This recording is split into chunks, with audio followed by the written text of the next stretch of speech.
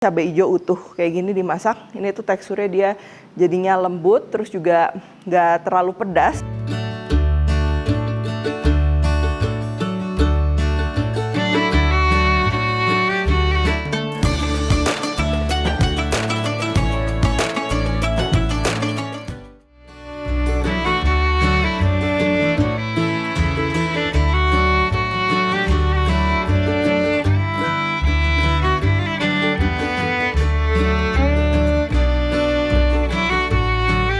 Hai semua, buku keduaku sudah terbit ya. Kalian bisa dapatkan secara online atau di toko buku seluruh Indonesia. Jangan sampai kehabisan.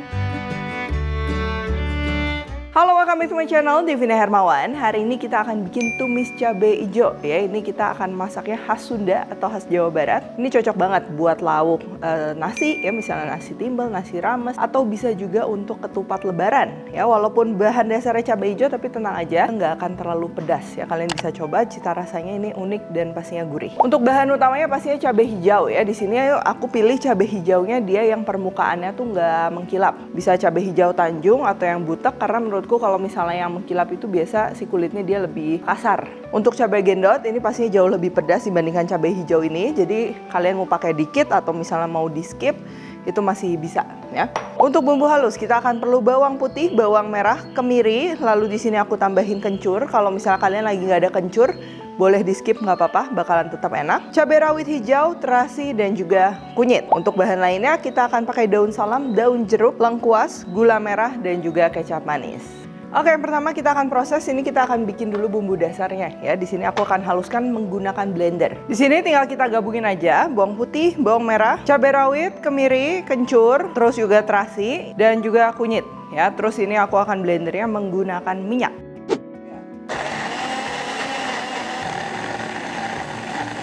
Siapkan wajan, kita akan tumis bumbu halusnya ini ya. Ini gunakan apinya api kecil sedang aja supaya benar-benar wangi bumbunya dan tidak gosong. Sambil nunggu bumbu dasar ini setengah matang ya sampai minyaknya keluar. Di sini kita boleh siapin dulu cabai hijaunya. Untuk cabai hijaunya aku akan belah-belah kayak gini ya supaya lebih cepat empuk dan juga meresap. Termasuk sama cabai gendotnya juga sama ya. Dan ini aku nggak akan potong-potong ya. Cuman kalau misalnya cabai gendotnya kalian mau iris-iris buat variasi itu bisa banget pastinya. Lengkuas juga kita akan siapkan, cukup diiris-iris dan juga digeprek.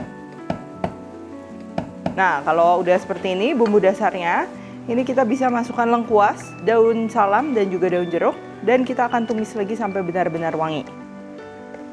Udah wangi, udah matang, kelihatan warna bumbu dasarnya juga udah agak menggelap seperti ini. Ini tinggal kita masukkan cabainya, gula merah juga aku masukin, beserta dengan air.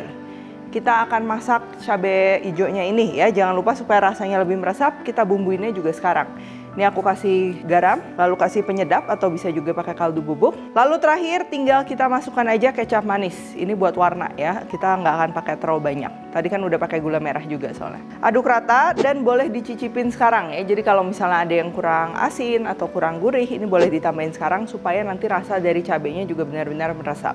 Oh ya, jangan lupa sesekali juga ini perlu dicek, diaduk. Terus kalau misalnya airnya udah terlalu menyusut, boleh ditambahkan ya. Kita masak cukup 10-15 menit. Yang penting cabai hijaunya ini udah cukup empuk dan juga nanti rasanya itu udah meresap. Tuh, si sausnya dan kuahnya ini udah kental, wanginya juga dari terasi, ada kencur juga dari cabai hijaunya udah pasti ya.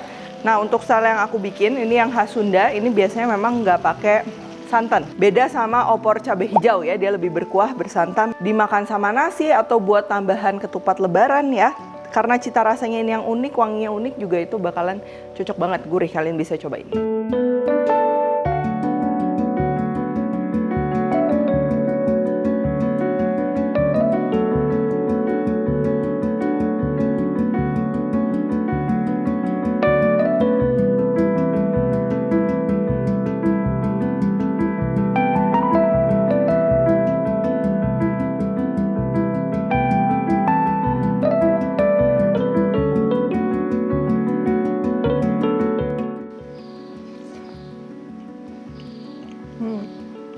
Ini rasa dari tumisan si cabai hijaunya ini udah pasti aromanya khas banget ya, karena memang bahan utamanya cabai hijaunya ini banyak. Jadi dia ada aroma cabai hijaunya, belum lagi bumbu dasarnya ini yang lekoh, gurih ya, ada manis dikit. wangi dari terasi dan lain-lain. Ini pastinya cocok banget dimakan sama nasi kayak gini ya, bikin nasinya tuh jadi nggak kerasa.